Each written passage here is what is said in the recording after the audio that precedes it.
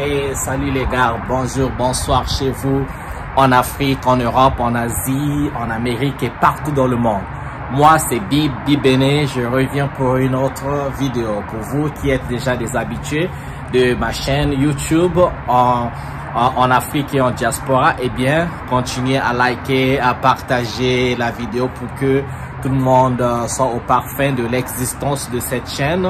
Et bien sûr, laissez des commentaires parce que je n'ai pas l'apanage de la science, de la connaissance, mais on essaie de partager quelques notions et vos commentaires peuvent m'aider moi aussi à me cultiver et avoir d'autres ressources. Aujourd'hui, pour cette vidéo-ci, je vais parler de la conférence de Berlin. Alors, la conférence de Berlin, qu'est-ce que vous en savez? Pour ceux qui ne sont pas au parfum, qui ne sont pas au courant de l'existence qui se tenait il y a quelques siècles, une conférence dite conférence de Berlin, eh bien, je vous demande d'aller tout de suite sur Google. Faites une simple recherche Google, vous saurez ce que c'est que la conférence de Berlin. Mais bon, puisque j'en parle, c'est que je vais vous en dire quelque chose tout de suite. La recherche, c'est juste pour aller un peu plus en profondeur parce qu'on n'a pas le temps de tout élaborer. On vous met juste la puce à l'oreille. La conférence de Berlin se tient à Berlin, en Allemagne, de 1884 à 1885. Si ma mémoire est bonne, ce fut de du 15 novembre 1884 aussi 26 février 1885. Vous voyez que c'est une conférence qui a pris quasiment une année avant de s'achever. Je ne sais pas s'il existe des conférences comme ça qui ont pris autant de temps, mais le but de cette conférence fut un seul motif. C'était de comment coloniser l'Afrique et comment partager les territoires africains, les terres africaines parmi les pays européens présents à la conférence. La conférence fut donc convoquée par le roi Léopold II de la Belgique et donc proposée par le roi de Léopold II, et la conférence fut donc cérémoniée par le premier chancelier allemand qui s'appelait von Bismarck. Ok, Otto von Bismarck. Donc c'est Bismarck qui donc présida la conférence.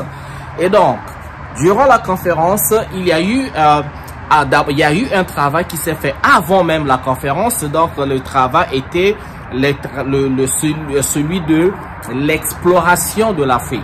Il y a bien eu des explorateurs portugais, français ou européens qui avaient foulé les terres africaines pour découvrir l'Afrique, découvrir les peuples africains, découvrir les civilisations africaines, mais surtout découvrir deux choses. La première, les richesses en Afrique. La deuxième, c'était donc le potentiel que représentait l'esclavage. Ok? Donc ça, il faut bien le retenir. Donc, à la découverte des richesses que contenait ce continent et vu les avancées déjà assez en termes d'armement, parce que en amont, avant la conférence, il y a bien eu des échanges commerciaux entre les royaumes d'Afrique, comme le royaume Congo, et les royaumes de l'Europe, comme le royaume du Portugal. Ok, donc ça s'est juste culminé et trouver le moyen donc de subjuguer les Africains ou carrément d'arracher ce continent, parce que bon, avec la découverte de leur côté de l'arme la plus puissante, donc la découverte de la poudre à canon, la découverte à la baïonnette, ils pouvaient facilement gagner les guerres contre les Africains, et donc ça leur donnait une supériorité. Donc cet élan de supériorité les a permis de se retrouver sans la présence d'aucun Africain à Berlin pour décider donc du sort de l'Afrique. Et donc pendant quasiment une année, ils se sont disputés comment devaient être repartis les territoires africains. Et donc le résultat, c'est ce que nous avons aujourd'hui. Nous avons le continent carrément scellé, le continent carrément partitionné Donc, on s'est retrouvé avec des frontières. Vous avez, aujourd'hui, on parlera de l'Angola, qui était, en fait, où on trouvait le Royaume Congo, la capitale du Royaume Congo, qui était même Banza Congo, se trouvait à l'actuel Luanda. Et on s'est retrouvé avec la République démocratique du Congo. Et on s'est retrouvé avec la République du Congo, le Gabon, le Cameroun, le Sénégal, la Gambie, Sénégambie, qui sont le même peuple, le même territoire, le Burkina Faso, la Côte d'Ivoire, les mêmes peuples, les mêmes territoires. On s'est retrouvé avec le Niger, le Nigeria, les mêmes peuples, Hausa partout. Et c'est comme ça que nous sommes retrouvés avec une Afrique bien divisée. Des cousins qui se retrouvèrent de l'autre côté, soit d'une rivière, de l'autre côté juste d'un arbre, parce que, eh bien, c'était bien ça, parce que les frontières sont invisibles. C'est pas des frontières forcément marquées par une division naturelle. Il y en avait, oui, comme entre les deux Congos, République du Congo, République démocratique du Congo, il y a la rivière, il y a plutôt le fleuve Congo qui sépare les territoires. On peut parler d'une frontière naturelle. Ou encore, il y a eu des montagnes ou des rivières comme ça. Mais pour la plupart du temps, eh bien, les frontières sont invisibles, ok? Comme on en trouve un peu partout dans le monde. Donc, c'était ça. Mais l'importance de faire cette vidéo, de comprendre ça, c'est très, très important de connaître l'histoire. Nous ne parlons pas de l'histoire parce que nous sommes passéistes. Non, pas du tout. On s'accroche pas du passé, mais on se sert du passé pour avoir un socle dans ce présent et bâtir le futur. Comme on dit, ou comme disait quelqu'un, si on ne sait pas d'où on vient, on ne saura pas où on va. Donc c'est très important de comprendre parce que les enjeux de la division de l'Afrique en 1884 et 85 déterminent en fait les enjeux économiques, les enjeux de la géopolitique aujourd'hui. Donc ce que nous trouvons aujourd'hui, ce que l'Afrique vit aujourd'hui n'est que le reflet de ce qui s'était passé avant. Donc faut pas penser que les guerres tribales, les guerres d'impérialistes, les influences que nous avons au niveau des Européens, des puissances européennes, ce n'est pas le fait d'un hasard, les gars. Non, il faut que ça soit très clair. Ce n'est pas le fait d'un hasard. On peut remonter l'histoire et vous comprenez que on n'a pas divisé l'Afrique, on n'a pas divisé les territoires africains pour s'accaparer des richesses ou exploiter les richesses de ce continent juste pour les laisser après aux mains des Africains. Non, parce que vous êtes sans ignorer que l'économie européenne, l'industrie européenne dépend de beaucoup aux richesses, aux ressources minières qu'on trouve en Afrique. Ok, il faut que ça soit clair. Vous savez aussi que le roi de la Belgique, Léopold II, en fait, était propriétaire du territoire de la République démocratique du Congo. Quand je dis propriétaire, ça l'appartenait. Ce territoire l'appartenait non pas à la Belgique, mais ça l'appartenait. C'était donc sa propriété privée. Il avait le droit de vie et de mort sur les peuples du Congo. Il ne faut pas l'oublier. Recherchez dans l'histoire, lisez l'histoire, elle est bien là, elle est présente avec la découverte. Vous vous rappelez la révolution industrielle avec l'invention de la voiture, des roues. Eh bien, pour fabriquer les pneus de voiture, il fallait trouver du caoutchouc. Savez-vous d'où venait le caoutchouc? Et en grande partie, ça venait du Congo. Donc, c'était des Congolais qui devaient donc aller cueillir les caoutchoucs dans la forêt, où on trouvait les arbres qui produisaient le caoutchouc. Et il y avait un quota pour chaque famille ou pour chaque individu. Et l'individu qui n'arrivait pas à produire le quota donné se retrouvait avec la main coupée. N'oubliez pas ça, ok? Et Léopold de la Belgique, à elle seule, a occasionné près de 6 millions de morts, ok? Et des Congolais. Et non seulement ça, on se retrouve avec des millions de Congolais qui se sont retrouvés avec les membres complètement coupés. Les preuves sont là, les photos sont là. D'ailleurs, je vous mets... regardons quelques images. On fait une pause, ok? Petite pause, on regarde les photos, on regarde en images ce qui s'était passé. Ok, à tout à l'heure.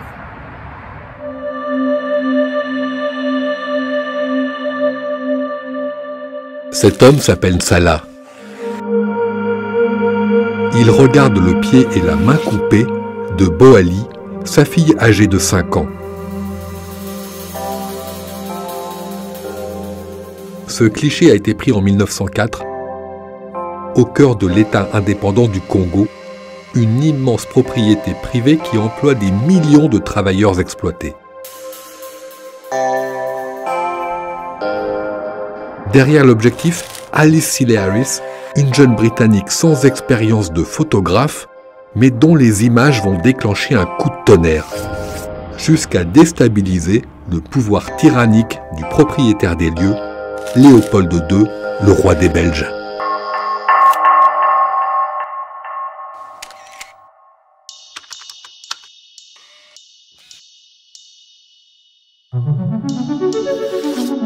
Belfast, Irlande, 1887.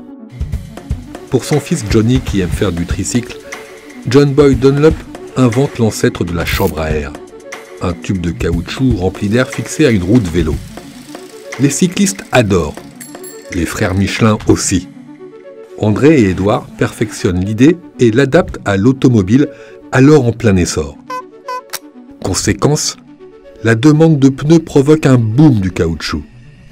Et du caoutchouc, il y en a plein ces lianes sauvages qui regorgent de latex. On les trouve partout dans les forêts de l'État indépendant du Congo. Un territoire grand comme 4 fois la France. Son propriétaire, le roi des Belges, Léopold II, veut aller vite, très vite.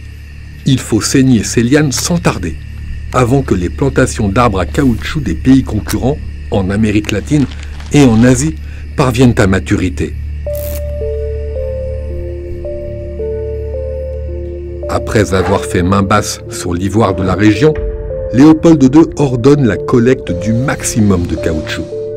Il est d'autant plus pressé qu'il sait qu'il peut gagner très gros pour 3 raisons. D'abord, les forêts de son État regorgent de caoutchouc naturel, donc gratuit. Ensuite, il est actionnaire de toutes les entreprises concessionnaires qui l'exploitent. Enfin, ces entreprises payent les travailleurs avec des babioles, des objets sans valeur ou du tissu bas de gamme, par exemple. Toute cette obscurité, Alice Seeley Harris espère la mettre en lumière avec ça. Un Kodak Brownie. Cette petite boîte, c'est l'un des appareils photo les plus simples jamais conçus. Un cube en bois, un mécanisme rudimentaire et un objectif intégré. À l'époque, il ne coûte qu'$1, l'équivalent de 30 € aujourd'hui. Avec lui, le couple Harris réalise une série d'images chocs, et surtout sur un épisode tragique. Pour forcer les Congolais à travailler, l'armée de Léopold II, la force publique, attaque des villages. Ceux qui refusent de collecter le latex et ceux qui ne livrent pas les quantités de caoutchouc toujours plus importantes exigées par le roi des Belges. S'ensuivent pillage, prise d'otages, coups de fouet, viols, meurtres et massacres de masse. Les gardes africains de la force publique qui commettent ces crimes vont jusqu'à couper les mains, mais aussi les pieds de leurs victimes. Pourquoi ? Parce que les balles distribuées aux gardes de la force publique sont comptées. Les officiers blancs craignent que leurs hommes les accumulent en prévision d'une rébellion. Alors, pour s'assurer que leurs soldats utilisent ces balles pour tuer des gens, les officiers leur imposent cette règle. Une cartouche utilisée égale une personne tuée égale une main coupée. Une main coupée pour preuve d'une balle tirée. Comme celle de Yola, cette petite fille. Des soldats voulaient prouver qu'ils avaient utilisé une balle pour tuer un ouvrier. À côté d'elle, Mola, amputée parce que les soldats avaient serré trop fort ses liens. Quant à Ipongi, des soldats l'ont amputée pour punir son village qui n'avait pas atteint son quota de caoutchouc. Et quand ils utilisent leurs cartouches pour chasser, les soldats coupent aussi des mains ou le pied d'une personne pour justifier l'usage de leurs munitions. Bref, des témoins ont rapporté que la force publique coupait tellement de mains que des soldats les fumaient pour les conserver afin de les présenter plus tard à leurs officiers belges. Très vite, la population locale comprend que la photographie peut lui sauver la vie. Des victimes se rendent à la mission des Sillery's pour que le couple photographie leur mutilation. Voilà. Voilà, c'est ça l'image, ok? Donc ça, c'est la conséquence de la conférence de Berlin. Diviser l'Afrique, faire en ce que les Africains se divisent également. Parce que, comme j'ai dit plus tôt, que nous nous sommes retrouvés avec les peuples qui parlaient la même langue, comme au Congo et le Gabon. On voit les Pounous du Congo, les Pounous au Gabon. On parlera des Haoussa, les Bambara, les Congo, les Yombe, les Teke. Donc, c'est des peuples qu'on retrouve un peu partout, mais qui parlent la même langue. Quand on descend vers le sud de l'Afrique, pareil, l'Afrique du Sud, le Zimbabwe, le Mozambique, on verra les peuples Shona un peu partout, ok, sans compter, sans parler des peuples Xhosa, ok, avec les clics comme ça. Eh bien, ça c'est l'histoire qu'il faut comprendre. Comprendre cette histoire nous aide aussi à pouvoir réfléchir sur l'Union africaine. Quand je parle de l'Union africaine, je ne parle pas de l'institution, mais je parle de l'ensemble des peuples. Les peuples, comment est-ce que les peuples peuvent arriver à communier ensemble et constituer une force? Pour comprendre ça, pour être ensemble, il faut d'abord savoir se dire que celui qui est en face de moi ou mon voisin, ce n'est pas mon ennemi. Le voisin n'est pas un étranger. Le voisin, en fait, ne peut être que mon cousin. Et en fait, si on faisait les tests ADN, vous allez retrouver le même sang, la même famille un peu partout en Afrique. Si on y ajoutait les mouvements migratoires, ok?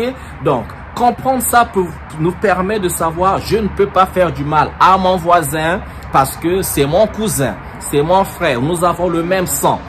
Les divisions, on n'aurait pas besoin de dire, oui, il est ivoirien, lui, il est camerounais. Non, mais on irait plutôt dans les origines parce que nous avons des ethnies à nous. Un tel parle telle langue, on vient de quel territoire. On serait capable de tracer, mais surtout de se dire qu'en fait, nous sommes un et non divisibles. Ça, c'est très important parce que la division constitue notre faiblesse. Absolument, ça continue notre faiblesse. Donc, remonter vers l'histoire, ça vous permet parfois de faire taire les disputes qui sont tout le temps futiles, la plupart du temps. Parce que on se dit, oui, il est congolais de là-bas, je suis congolais d'ici. Mais non, mais tu parles à ton frère, en fait. Parce que vous mangez la même nourriture, c'est la même rumba, c'est la même langue. Ok? Donc, c'était ça, donc, l'objectif de la conférence de Berlin. Les conséquences, on les voit aujourd'hui. Puisque dans les années 60, on a accédé aux indépendances, n'est-ce pas? Mais bien, les indépendances, quel était donc le type d'indépendance dont la majorité des pays africains avaient donc eu accès? Ce n'est un secret de polichinelle. On s'est rendu compte plus tard que, en fait, cette Afrique n'était pas indépendante, puisqu'aujourd'hui on parle de la néocolonisation. La néocolonisation, alors c'est quoi? Pendant la colonisation, toutes les instances politiques, culturelles, religieuses étaient tenues par les Européens. Directeurs dans telle administration, c'était à la tête, mais européens physiquement, c'était eux qui étaient là. C'était les Français, les Belges et autres qui étaient là. Ils avaient leur présence dans nos pays. C'était même pas des ambassades. Il n'y avait pas d'histoire d'ambassade. Les territoires leur appartenaient. Mais après la déclaration des indépendances, il fallait donc remettre les rênes des nations aux Africains eux-mêmes. Mais c'était quoi? C'était un système bien étudié. On remet les rênes à condition que la personne qui a la tête soit une marionnette. On doit être capable de le contrôler et on doit être capable de contrôler les ressources des Africains à distance depuis l'Europe. Ça, c'est comme ça. Et donc, la néocolonisation se traduit donc par la subjugation des Africains par les Africains. Ok? Les maîtres africains. Donc, comme avait écrit France Fanon, masque peau noire, masque blanc peau noire. J'ai oublié le titre, mais je trouverai le livre. Je mettrai en écrit là, on mettrait dessous pour une référence. Et je vous recommanderais de lire le livre. Ok? Donc, on s'est retrouvé avec des nouveaux maîtres, mais qui étaient des noirs, donc la peau noire, mais l'intérieur était blanc. Ils étaient plus farouches, plus corrompus que les maîtres blancs qui étaient là. C'est ça la néocolonisation. Vous voyez que les gens qui se déclarent souvent puissants, guerriers en Afrique, vous allez remarquer, ils sont puissants, ils sont généraux, colonels pour avoir fait la guerre à leurs propres frères et sœurs africains. Ils n'ont jamais, tout le temps qu'ils prennent des armes, c'est pour aller tuer leurs propres frères africains. Tout le temps qu'ils prennent, ils jettent une grenade, une bombe, des missiles, les roquettes, tout ce que vous voulez, c'est pour tuer la vie des Africains. Pendant que les vrais maîtres, pendant que les vrais coupables sont tranquilles chez eux en train de siroter au vin, au champagne en Europe et ils récoltent les retombées. C'est ça le danger de la néocolonisation. Et tout ça, c'est parti à partir de la confirmation donc de cette subjugation à la conférence de Berlin, ok? Mais tout n'a pas commencé à la conférence de Berlin, ça a commencé bien avant, ok? Depuis le XIIe siècle, depuis que le premier navire européen accosta sur les côtes africaines. Ça, il faut le retenir. Voilà, je vais m'arrêter là pour aujourd'hui. Je vous demande tout simplement à ceux qui sont panafricanistes, ceux qui veulent comprendre les choses, ceux qui ont l'amour pour le continent africain, ceux qui veulent aussi transmettre cet amour à d'autres Africains, mais surtout le savoir, parce que connaître c'est très important. Quand on connaît, on marche fièrement, on marche debout, on repart en arrière pour voir ce que nos ancêtres avaient fait, les civilisations qui existaient en Afrique. Et aussi les contributions des Africains, les contributions des peuples noirs dans l'évolution de l'humanité. Ça, il faut le connaître. Les inventeurs africains dans tous les domaines, que ce soit la science, la philosophie et tout ce que vous voulez. Il faut bien le connaître. C'est un travail de toute une vie, parce que si la colonisation a fait des siècles, eh bien la décolonisation ne prendra pas un seul siècle, ok? Il y a plein de travail à faire. Voilà pourquoi des gens comme nous, quand on parle des masques, on parle des religions africaines, on parle des sciences mystiques, mystiques comme ça, on se dit, en fait, on parle de la culture de chez nous, on parle des religions de chez nous, on parle d'une pensée africaine. Ok, les Chinois, les Asiatiques ont des pensées asiatiques, les Européens ont les leurs, mais ils ont imposé les leurs en nous. Donc il faut savoir faire la part des choses. Nous avons acquis leur éducation en partant à l'école à cause des curriculums qui ont été faits pour nous, les Africains. Eh bien, il faut savoir repartir. Ok, les philosophes sont là, ils sont dans le village. Ce n'est pas parce qu'ils ne parlent pas français, c'est pas parce qu'ils parlent la langue du village, la langue maternelle, les langues de chez nous. Il faut dire que les langues africaines qui ne peuvent pas être philosophes. Chacun peut être philosophe dans sa langue. Chacun peut être intellectuel dans sa langue. Ce n'est pas en parlant français, l'anglais, la langue du colon, que on devient intellectuel. Non, il faut savoir faire ces distinctions. Ok, il y a l'école africaine, l'école de chez nous, l'école des savoirs de chez nous, l'école culturelle, et ça, il faut en savoir, il faut savoir, donc il faut repartir. C'est le mal que la conférence de Berlin était venue donc sceller ce contrat assez démoniaque, parce qu'il n'y avait aucun avis, il n'y avait pas l'avis d'un Africain demandé, et donc c'est de notre devoir de repartir, c'est de notre devoir de faire la recherche et de se dire d'où nous sommes. Et d'ailleurs, je parle français, oui d'accord, mais je ne parle pas que français, je parle aussi les langues de chez nous. C'est un plus, mais je dois continuer à faire les recherches et parler plus, jusqu'à ce que ces langues de chez nous soient implémentées dans nos écoles, qu'on écrive des livres et autres dans nos écoles, plutôt que de faire des langues étrangères, nos langues. Bien, bref, ça c'était une parenthèse. Il faut vous dire, le mal de la conférence de Berlin, ça s'était pas arrêté en 1885, ça continue jusqu'aujourd'hui. On le voit aujourd'hui, hein.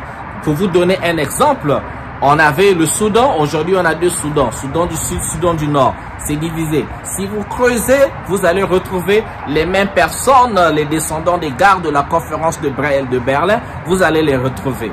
Ça c'est comme ça.